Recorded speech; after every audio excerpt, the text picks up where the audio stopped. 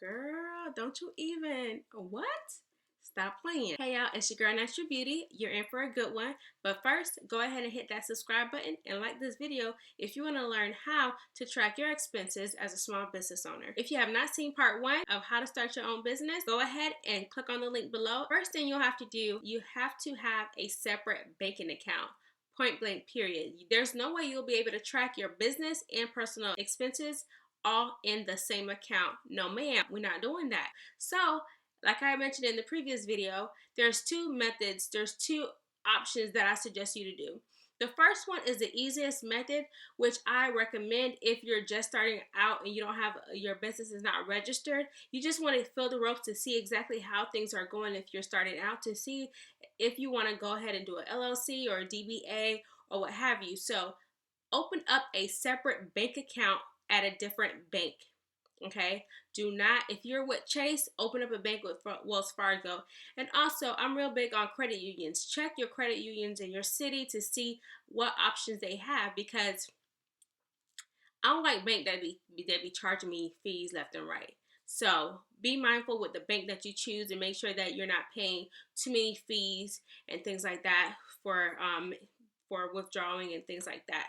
So go ahead and open up a separate bank account and use it specifically for your business. Yes, it's going to have your name on it. It may not have your business name on it because it's not registered, but as long as you know that this bank card, this account is strictly for your business, that helps. It helps a lot. There's no mortgage payment coming out that account. We're not putting we're not buying groceries. We're not doing anything extra with that account, okay? Strictly for business purposes. Now, the other option is if you do have an LLC or you have a DBA. DBA is doing business as. If you registered your business as a sole proprietorship, you know, whatever it is, as long as you registered it, you qualify, depending on your bank, you qualify to be able to open up a business account. So that'll be the other option. If you have already passed that phase of starting off, you know exactly what you want, you have your business name, go ahead and open up a separate business account, okay? And then once you do, honey, guess what we're gonna do? We're gonna stop using cash. Do not use cash to make purchases unless that's the only way to make the purchase, depending on where you at, okay? So, for example, if you are, like for me, I'm a hair braider. So sometimes my clients pay in cash, which is okay with me. But what I do is I take that cash and I deposit it into my business bank account. I don't take that money to buy more products. I don't take that money to buy hair. I don't take that money to buy refreshments that I have in my salon. No, I take that money and I deposit it into the ATM, or I go inside of the bank and I make that deposit. And then if I need to make those purchases, honey, I'm swiping the card.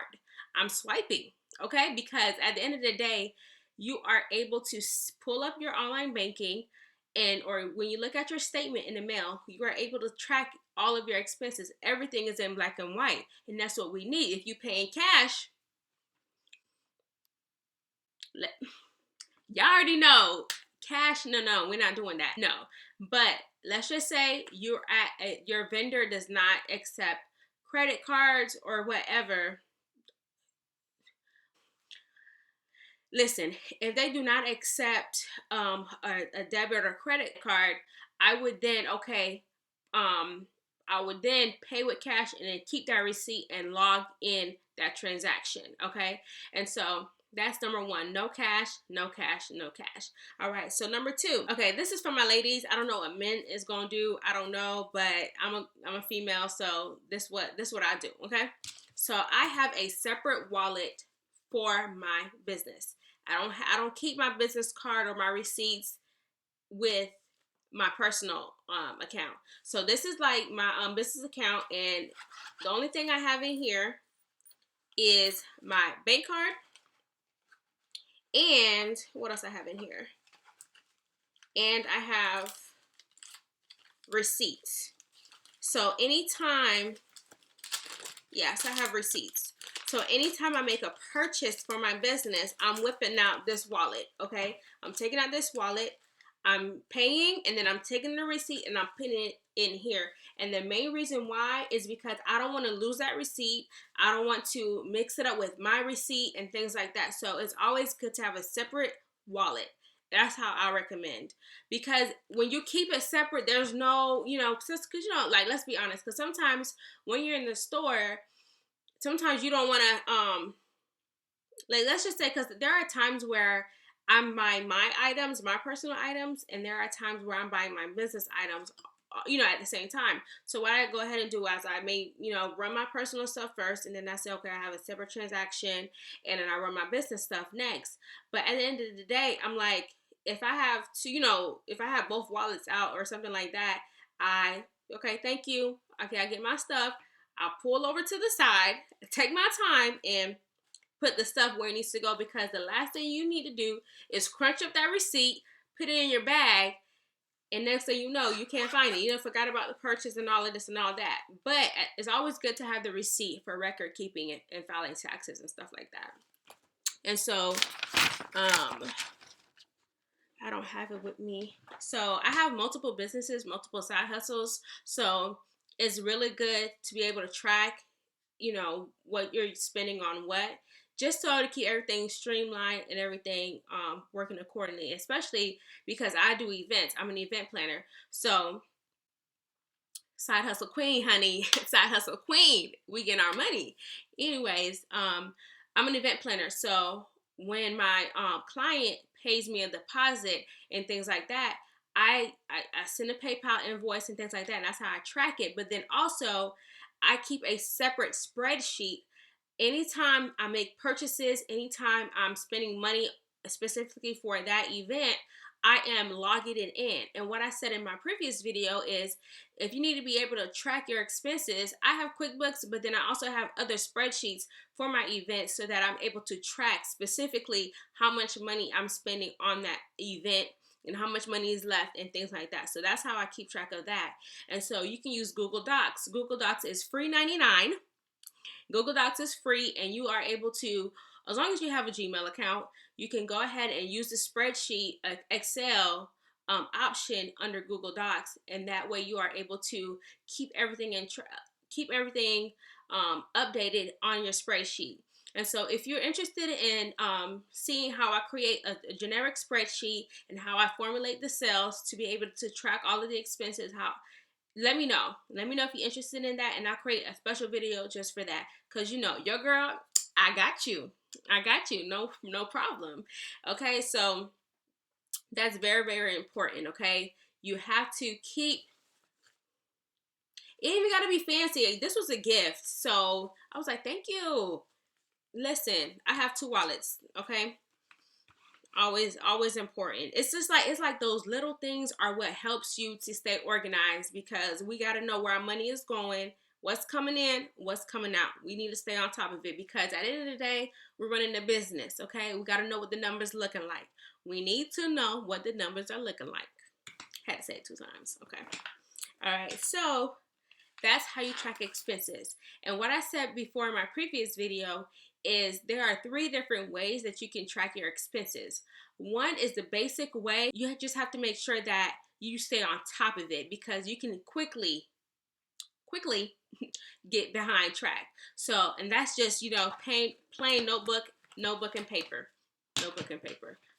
Notebook and a pencil, and you are tracking each expense. Every time money is coming in, you're writing it down in black and white, okay? That's, if you're starting off, maybe you don't have enough money to pay for QuickBooks, or maybe you don't know too much about Excel to be trying to input all this stuff into Excel. So just write stuff down. Just write it down, okay? Write it down. It's going to take time, but at the end of the day, it's worth knowing what you're making and versus what you're dishing out, because we're running a business to make a profit. We're not running a business to break even.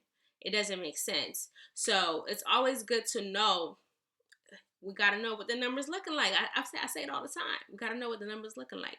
Okay. Now the other option is QuickBooks, and with QuickBooks, you have to kind of know how to use the actual program. It's more advanced, honestly. I do pay a monthly fee for it. It is on a pricier end as well. And I pay currently $70 a month. And for me, because of my multiple businesses, it's worth it. I would recommend it if you are further along with your business and you need to be able to track everything much better. And I like it because you can pull reports when it comes to tax time. You can just click, and honey, there it is. That's why I really like QuickBooks, because before I used to always pull up my bank statements and do stuff that way, and no, I wasn't feeling that. So now if you aren't that savvy with numbers and the systems and things like that, you just want to have professional help, I do just hire the help, but just make sure that that person is certified and that person is really good at what they do, because you want to be able to trust them and then also know that they are certified in doing what they need to do. So it's your baby, it's your business, so you got to make sure that you're making the right decision and that you are doing your research to make sure that you have the right professional. Okay, so now that I had the 3 different ways that you can track all of your expenses, and this is a quick tip as well.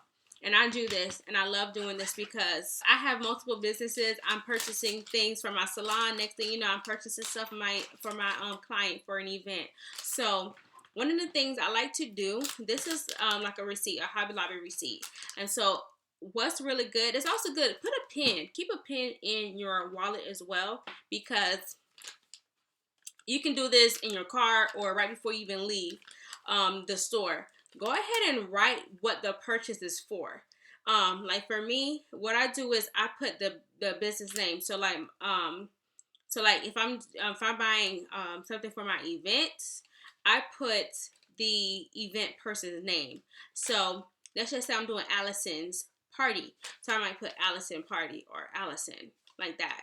Or if it's a Sweet 16, I might just put Sweet 16, just so that when I'm looking at the receipt, because Hobby Lobby, they just put crafts. And if I go there multiple times for different things, I might not remember what this was for. So it's always good to go ahead and write down what it is for, or what business, or what exactly you're purchasing, just so you know, oh, okay, I know what it was. It was some cardstock, you know? So that's really important to keep your pen in your wallet as well. And this is a tip for nonprofit organizations. So if you're a nonprofit, always keep your tax exempt certificate in your wallet as well, and also have multiple copies, because depending on where you're going, sometimes they don't make photocopies. Sometimes they just want to keep your actual copy of your tax exempt certificate. So keep that as well. Keep multiple copies of your tax exempt certificate in your wallet. That's a bonus tip right there. Okay. And the next thing is, you have to, I'm not going to say it's hard, because nothing is easy. You just have to make sure that you create yourself a routine, so it doesn't feel so burdensome.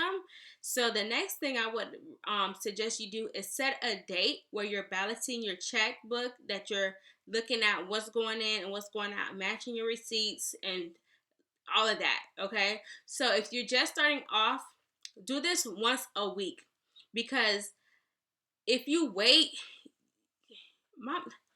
it's too much going on up here. It's too much. And so sometimes I don't remember what I did yesterday because I'm so busy. I'm doing so much stuff, to where it's like, that's why I write what I'm purchasing on the receipt. It's always good to look at your transactions for the week. Okay, I bought this, this, and this. I had to pay for my website. I had to pay for QuickBooks. Okay. All right, how much money came in? Oh, this client paid their deposit. This came in here. And you're okay. You're looking at what everything. And so it's good to do that. And especially with QuickBooks, you have to go ahead and record each expense and make sure it's tagged properly. And so it's recorded properly. So I cannot stress this enough, ladies. I feel like I'm going to talk to my ladies, because we're here, okay? We're here. And so I feel like it is so important for you to be on top of your business, because we're in this business. We're doing what we're doing to make money at the end of the day. We need to make sure that we're generating a profit. And on top of that, you need to be aware of what's going on with the money in your business. There's no reason why you're running a business, but you don't know any of the numbers, okay? Are you making a profit? Are you not making a profit? And then if you're not making a profit, you have to reevaluate your price sheet. You have to rearrange your products to make sure that you're turning a profit. Sidebar, when I first started off with my business, I was not paying myself. I was not. It's the truth. Why? Because the money that I made, I took that and reinvested it back in the business. There are machines I need to buy. There are equipment I need. There are things that I need. And so I use the money that comes in, take it, and I'm spending it back. Okay, I'm putting it back in the business because that is how you grow your business when you're first starting off. And don't worry if you don't have all the bells and whistles when you first start your business. It's okay. It's okay. If you want to save up your checks, your overtime money, stimulus check, hey, if you want to put anything to the side, okay, I'm taking $100, $20, whatever it is. You put money to the side. Okay, I have $500. Guess what I'm gonna do? I'm gonna go ahead and buy this, and that I need, and that's how you do it. And honestly, when I be getting birthday money, I don't spend that money on me. I'm buying my business cards. I'm buying flyers. I'm doing postcards. That's how you grow your business because I can't stress enough. This is gonna be another video. I feel like it's gonna be another video. I'm going to just tell you guys, I'm going to share with you all the real deal of running a business. If you're starting off, when you're starting off, it's not all peaches and cream. You learn it as you go, but that's the beauty of it. When you first start your business, you may not know everything everything that you need to know, but it's okay. You're going to learn throughout the process. You have to embrace the journey. It's all worth it.